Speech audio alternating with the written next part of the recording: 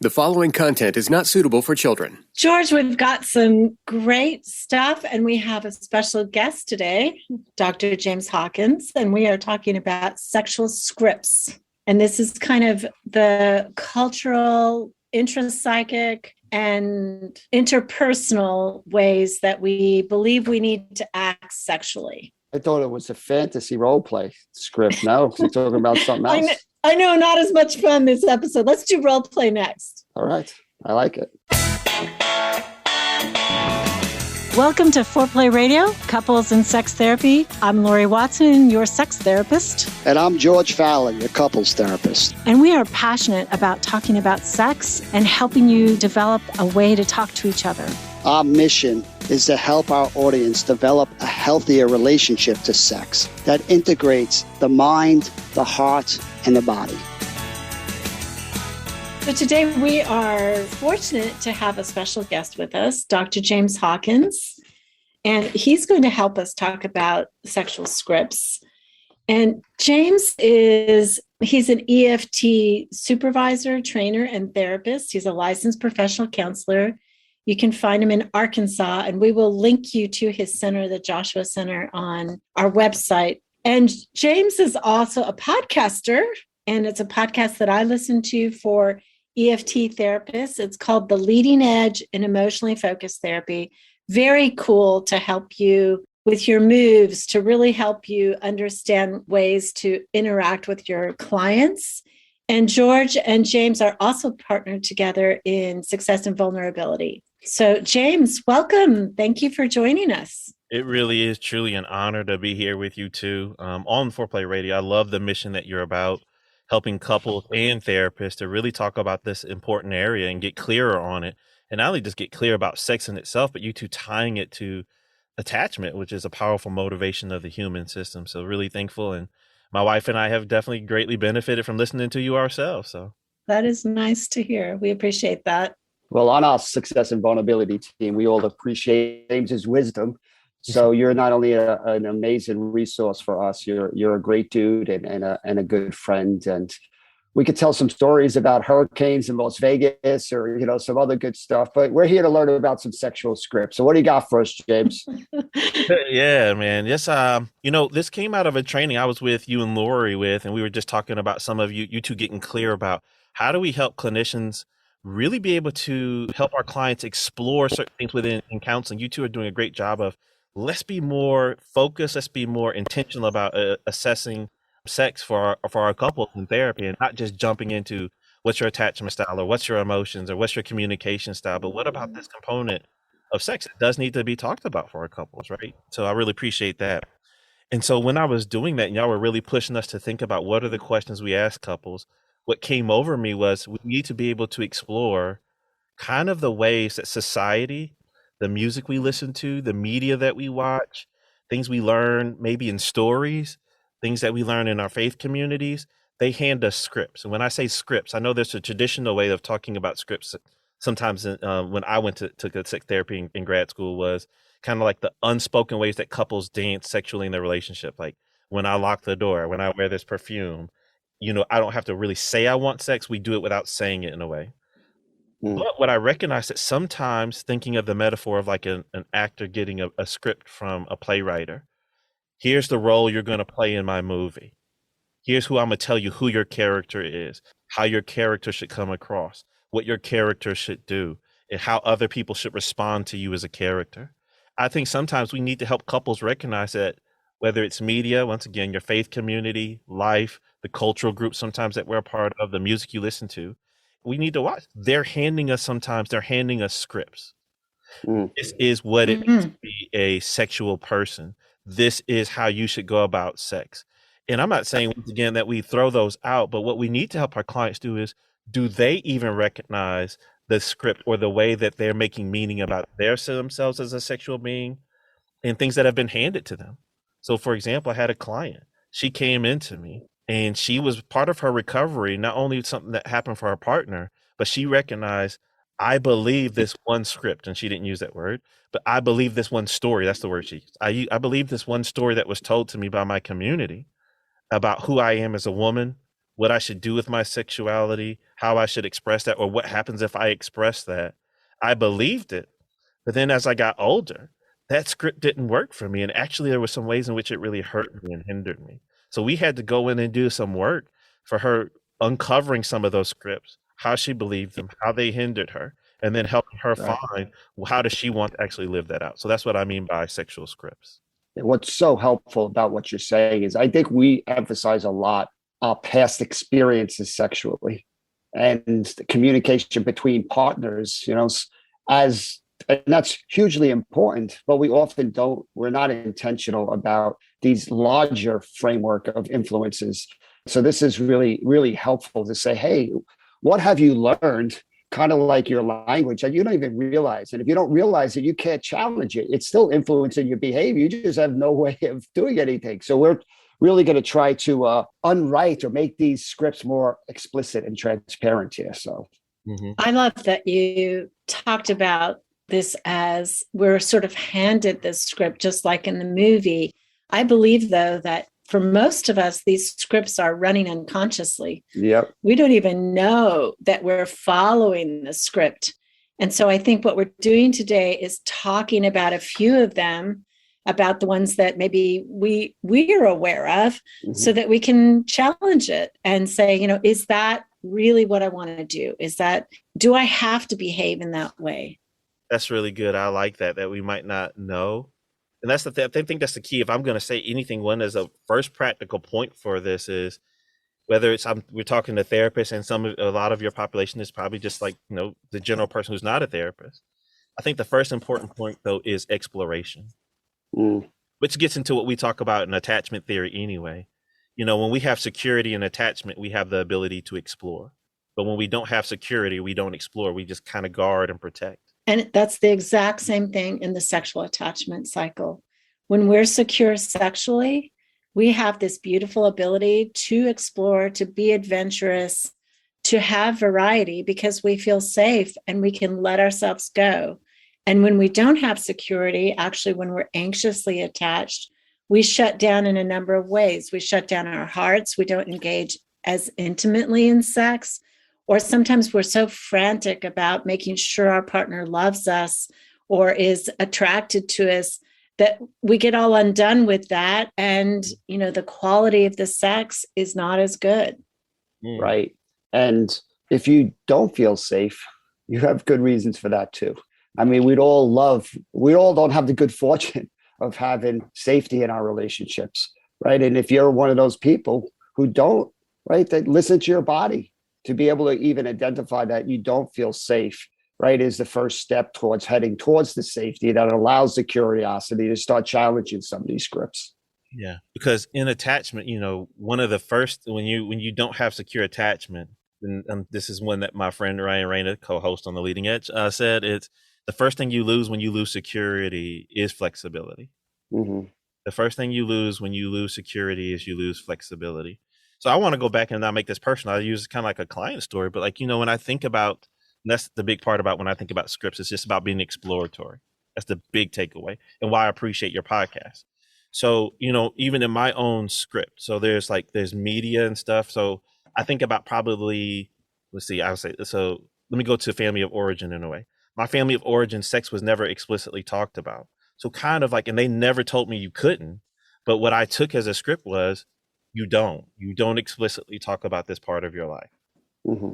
And then what happened is, even as maybe a part of being a little boy and learning about parts of your body, if any part of it came out, people laughed. So then it's embarrassing. But then it's like, who likes to be embarrassed? Nobody. So what do you learn to do? Don't talk about it. Right. So that's one part I think in a script, but then how does that happen? This is why I like you two kind of coming in. You're part of people's scripts now around. Oh, that would be a lovely thing to know. Well, you are. Let me finish telling this, Laurie, because now you two come in, and whereas my partner, Nicola, who happens to be sitting in the studio listening, right? So you guys who are listening, yeah, this guy can talk about it, but what would he say to his wife? I'm saying all this in front of her right now, by the way. Hey, Nicola. Hey. Just as proof, George. They want just proof, because it does do something, by the way, in research. Guys do need to see They need to see kind of when another male is being vulnerable, can he be vulnerable in front of his partner in a traditional couple sense? This is like talking about his wife, but like anytime, but anyway, that's a whole nother topic. So, but going in by how you came into my story, you two are putting out so explicitly. Let's think about these things. You should be able to talk. If you can't talk about sex, what's going on there? What's the block that's blocking it? And so now you're telling me you two send this huge message of there should not be shame around talking. Well, not say shouldn't, but like we don't want shame to be the thing that blocks you around sex. And I'm like, oh.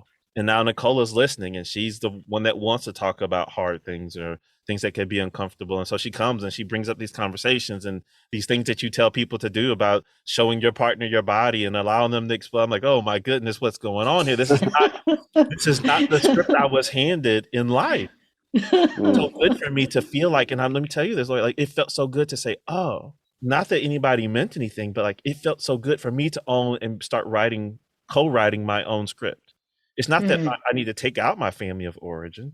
I need to make sure I'm co-writing it. I'm an active author in this story of my life, right? Love it. Love it, Beautiful. James. Active author. Nice. And then one more, I'll go to this one. This is one that you can see media come in. So I remember being a little boy, and I should not have been seeing this movie, but I don't know where anyone else was, but oh well, here we go, right? I remember it was this movie, and I still remember it to this day. It was the title of the movie was on HBO's Separate Vacations. So it was a couple that got, so Laurie knows the movie. She shakes her head. Yep. And this couple, like they're in a drought in their life, in their marriage, and something happens and they end up on separate vacations. And all you remember, what ends up happening to the couple is they have these like sexual exploits where it's just like this heated kind of passionate type in thing. And so what you see though, and a lot you see this in movies when you really think about it, is that you don't see couples that are like in committed relationships having hot sex. Only people you see having hot sex is there's no commitment. And so that began to affect, that you see that a lot for our running couples. Like married people, sex is going to be boring. You're going to have to beg for it. Women, you're going to have the duty of being the keeper of when you can and cannot. And so those are scripts that I had to deal with even in my own life as well too. I love that. I think that is so true, that there's certainly a script out there, right? That marriage kills sex, and that the hotter sex is either before you get married or extramarital sex. So I think that is definitely the push of the media. Absolutely. I mean, how many times do you see the married couple being the central romance of any kind of movie? One of my favorite series is Friday Night Lights, which is this football town in Texas, and basically the main couple, the coach and his wife, they are the central romance, and they are hot, smoking hot, and they're hot for each other. And it's one of the things I love, that they've actually developed a whole series around their romance. And these people too, it's not a Christian kind of film, but I always say, they're salt and light for each other, and they're salt and light for their community. And it's just so beautiful. But I think overall, certainly the media, the music, everything that we listen to is about longing that happens outside of marriage. Well, let's come back and let's talk about our personal scripts. Laurie, what do you think? Okay. I'm up for that. George, there's a new app.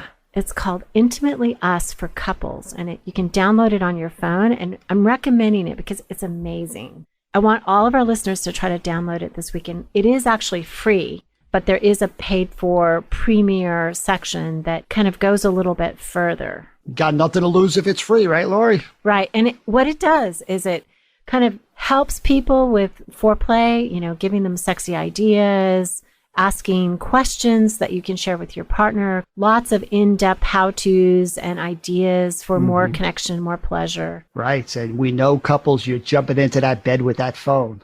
So why not use it in a constructive way, right? Check out this app where at least it's being intentional, trying to get couples to focus and prioritize their relationship instead of kind of checking TikTok or whatever else you're doing. Facebook. Intimately Us for Couples. It also has like this private center where you can share pictures, sexting, that kind of stuff. So that could be fun if you're worried about your kids getting on your phone and, seeing your messages. Intimately Us. I love it. kindred spirits of people just trying to help people be more intentional in their relationship. Yeah. Check them out. Uberlube.com with the coupon foreplay. Y'all, this is a great product, something that I've been recommending for at least 20 years. Uberlube has 3 types of silicone. They are friendly to the body. They don't trap bacteria. They also have vitamin E, which enriches your body's tissue. It's actually healthy. It resolves dryness. It's a good product. I would love for you to check this out. And I know people wait till intercourse to use Uberlube. I don't get that. I don't get why they would wait. Why not use it right in the beginning so that all the touch feels slippery and fun? And men, this is your friend, this Uberlube, right? It's not a sign that you're failing and your partner's not turned on. This is like, use it for a massage, use it to rub your toes, put it on. I mean, there's so many things that you can do that just make it. I want a whole bath, Laurie, of Uberlube that I can be in with my partner. We highly recommend it for a great sexual experience. That's Uberlube.com with the coupon foreplay. Okay, May 20th is our couples retreat. So great sex, great love. You can find it on our website on foreplayradiosextherapy.com. And we just invite you as a couple to come and join us on May 20th. It's Friday. It's all day. We talk all about sex. We talk about everything. And we do it in a way that's safe and not embarrassing. But if you come, you will have conversations you've never had before. Yes. So May 20th, again, great sex, great love. Please join us. Okay, George, I'm dying to know about your personal scripts, man. What influenced you? Let's hear some of your scripts. I thought first. we were going to do ladies first. No. That's a good policy in sex, but on the podcast, you can go ahead and all right, do the honors. I appreciate James just bringing this topic up. It's something I haven't thought much about, but very similar. I grew up, I think we get conflicting scripts, but I grew up with spiritual messages around purity and innocence and saving yourself. And then I get this more cultural. If I think I've never had a male role model that didn't send me some kind of message that sex was, something fun to have with somebody else, a conquest. If I think of people I've worked with, it's like, how many girls can you date or get it? So there's these conflicting messages like, hey, I go to church on Sunday and I hear you shouldn't be having sex. And then I go to the firehouse Sunday night and it's like, what'd you do this weekend? Who were you able to pick up? And it's like, these things can be quite confusing, I think, for, these mixed messages. No wonder why so many of us struggle with communication.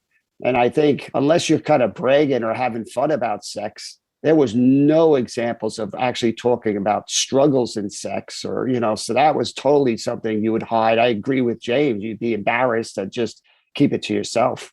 So there were really 2 central messages in your growing up, which was the church. You're a Catholic and still a Catholic. And that was about purity, keeping yourself from sex. And then there was this real powerful male message about to be a man was to be able to get women, to have sex, to be able to pick up women. Sex was fun. I mean, in some ways it was very positive about sex. Sex was a great thing.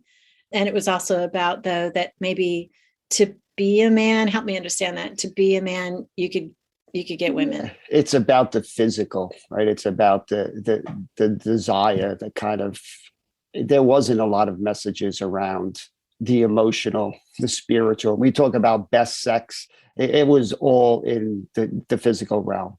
Mm-hmm. So best sex was physically hot. Yeah.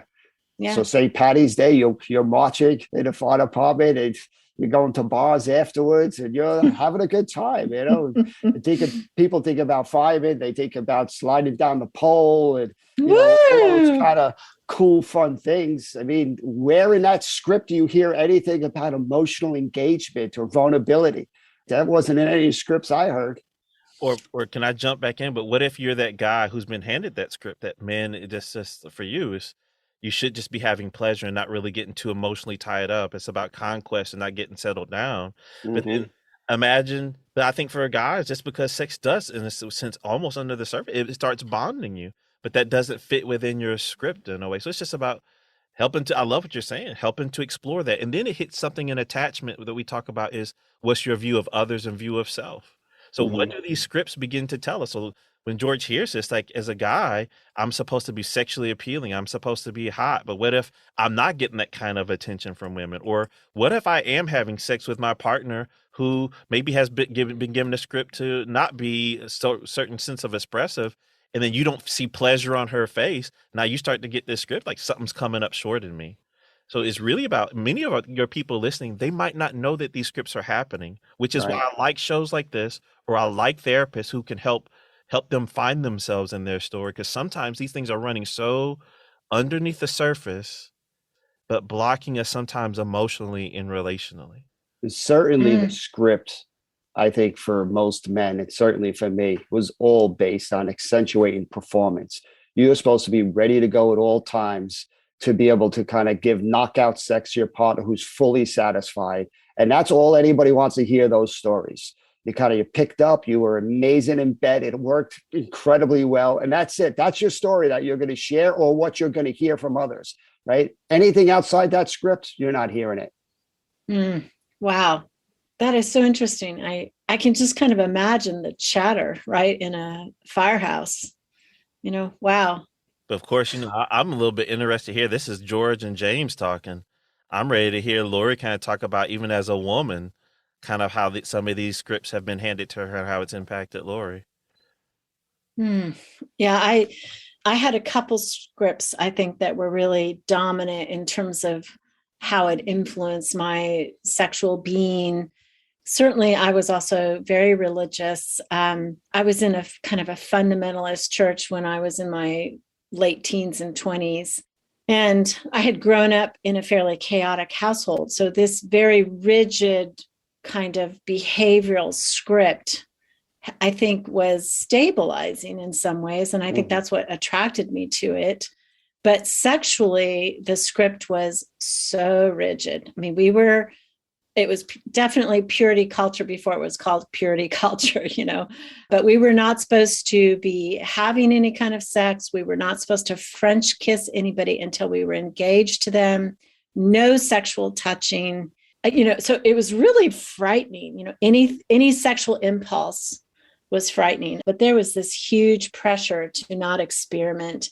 And there was tremendous guilt for any kind of going outside that line, and that guilt was kind of used to keep us in check. I did a lot of Christian counseling when I first got married as well. And a lot of kids that came to me kind of talked about how that guilt of going outside the line became a secondary script once they were married. They couldn't allow themselves to forgive themselves for having crossed that line. So they would punish themselves further by not enjoying marital sex. I mean, it just went on and on. And I would just say the secondary script that I lived under is obviously, as a female, that in some ways you were supposed to look super hot, but you were really not supposed to be super hot. You were supposed to not know how to instruct somebody about your body. You were not supposed to be a shaper of that experience. You were kind of supposed to keep your mouth shut. I mean, I was told explicitly by the female church leaders that not only about sex, but just in general, Laurie, keep your mouth shut, until you get married, then you can give your opinions. Because as you might have gathered, I was a fairly opinionated person. They thought that was what was blocking me from getting married. That wasn't just a recent development. This has been here a while. All right. Yeah. But it really impacted. I heard that message, right? Don't talk about it. Don't say anything. And really, you weren't supposed to know your body. I just want to jump in here real quick, Laurie, just to highlight, we always try to balance this out. People have good reasons for these scripts, how they get created. It's how societies stay together. We need to fit in, and, these rules are important. I liked how you said it's like these rules can stabilize, and then they could become constrictive. So again, If you're somebody that needs these rules and it makes you feel safe, great. They keep going. It's operating. It's working for you. It's really when these rules start to be constrictive that we want to say, hey, let's see if we can challenge them. I like how James says, be an author who might rewrite some of this stuff. But I don't want to make it sound like, hey, it's, there's some great rules out there that people really need and it's super healthy for them. Yeah. And I do want to say, because I did counsel so many young Christian couples, there were Christian couples who made faith decisions to not engage sexually, but I saw them afterwards and they were healthy. They had had other healthy messages. They had explored enough of their own self that they were able to come and really have a good sexual adjustment. But I would say the majority of the kids that I grew up with, it was tough for us. Mm-hmm. And once again, if anyone, this is not even in faith, this is people outside of a faith perspective. Everyone has certain boundaries and standards for it. The key is we just, once again, want to make sure that we explore it.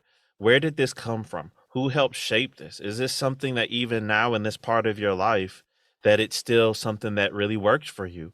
Is it something that kind of creates a place or a block for you? Not even just for you. What does it look like? Especially when we're talking about a couple, right? This is George's famous co-regulate emotion, meaning that we can feel with each other, but co-create meaning. This is where this fits in again around sexuality. Can you and your partner sit down and say, you know what, this is what I learned from my family. This is what we learned for church, but you have a responsibility in your relationship. What does this mean for us? What did you learn and how did that impact you? What did you learn? How did that impact you? And what does this mean for us? You get to co-create. So you open the story. It's like you get to open up each other's storybooks, read each other's storybooks, which is very intimate, sexually, emotionally, to say, this is the storybook I've been given, or I'm recognizing that I was given. I see your storybook. Now, what does this mean for us? And this is, I think, a very good process I've appreciated from Nicole and I in this like latter years of our marriage, that it's like becomes a little bit more explicit. And that's, once again, where I'm thankful for your podcast. Like, what does this story mean for us together? And how do we start trying to write this story for us and for us as parents? Now, what's the story we pass on to our children? But still tell them, we still want the girls to know, like, this is something you're going to be personally responsible for understanding and figuring out. Can I tell one quick story? I loved it. Like, yes, Nicole and I were at a conference and we had walked past the booth of one of the presenters, and the presenter was talking about sexual health. But a person was at his booth, a tall, attractive woman, and she was wearing a red dress. And Nicola saw her, and Nicola just stops. And she goes back to her and says, "You look good in that dress." And you could see the lady's demeanor kind of just relax. And she leans in and she thanks Nicola. And she tells Nicola she had a little bit of a debate in herself. And I'm feeling this because of what you said, Laurie, even about a woman. Like, she felt this debate, like, should I wear this? Is this going to be too much? Or is this, but it felt true to me and like who I am and what I'm here for. And just to have you kind of point that out, like, it made her feel good. But you could see right there in that quick moment, she recognized, I'm up against a societal script, but I also have a script that I'm trying to rewrite. And there's a little bit of tension and a conflict in between the two. So that is a beautiful story. And I would also add, there's a script that says other women are competitors. And what Nicola did, right, is mitigate that with her beautiful compliment, her embracing of this woman, telling her she looked beautiful. And obviously, complimenting a sexual way of dressing. I mean, that was gorgeous. And so maybe it was something that she was changing inside herself, but it was also a secondary way to modify this part that says we can't enjoy or see other women as sexy and beautiful because that will diminish us. What an opportunity this is, right? We can't rewrite scripts if you don't challenge them. I love, James, when you said, hey, what do we tell our kids? When you're watching that movie and you're watching a sex scene, that's influencing you, right? If you can't talk about it, you can't really ever rewrite that script, right? How healthy it would be to say, hey, what are you watching? What is that doing? What are you reading? What are you listening to? All of these influences, right? To be able to have a conversation gives you a choice. It gives you power. Like, was that just entertaining? Did that do something to me? Do I want to replicate that? Do I want to push that away and not watch something like that? There's so much we can do when we make it explicit. So what a gift you're giving us and our listeners, James, just to have people get more curious. The world's a better place when we're more curious. Yeah, thank you so much, James, for being with us. Again, Dr. James Hawkins on The Leading Edge, in emotionally focused therapy. And you can find him at the Joshua Center. We will link him on our website. So we really appreciate you coming and bringing your wisdom to us and bringing up this, I think, really important topic about scripts and how maybe they run in the background and maybe we need to think about them and how they constrict us or add to our lives. And so once again, George was my mentor in the EFT process. He always pushed me to have clean, focused lines. So I guess in my summary here, like the line that hit me right as you two shared is, and we're not even trying to say once again what's healthy, not healthy, but I think when we're talking about holding on to healthy scripts in a healthy way, is we know it's healthy when we can explore it and talk about it. Ooh, That's how we want to determine health there, I think. It's when you very can nice. explore it and you can talk about it. It's unhealthy when you cannot explore it and you cannot talk about it. Lovely. Beautiful. Thanks for listening. Keep it hot and challenge those scripts.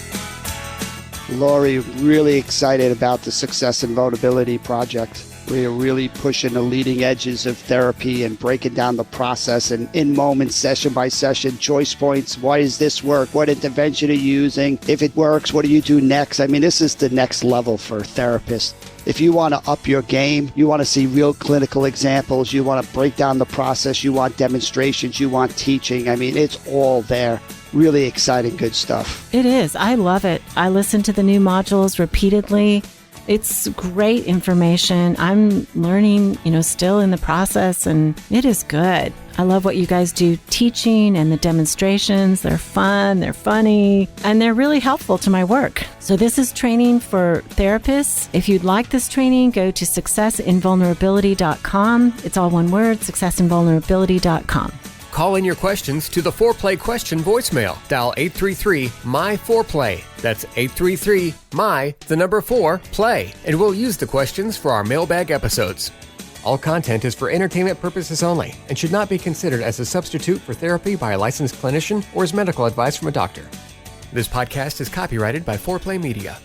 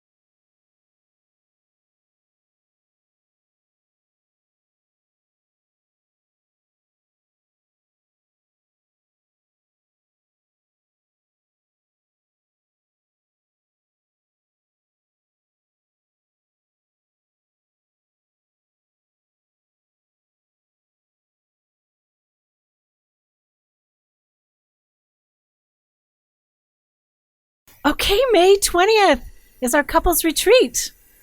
So Yeehaw! great sex, great love. You can find it on our website on foreplayradiosextherapy.com. And we just invite you as a couple to come and join us on May 20th. It's Friday. It's all day. We talk all about sex. We talk about everything. And we do it in a way that's safe and not embarrassing. But if you come, you will have conversations.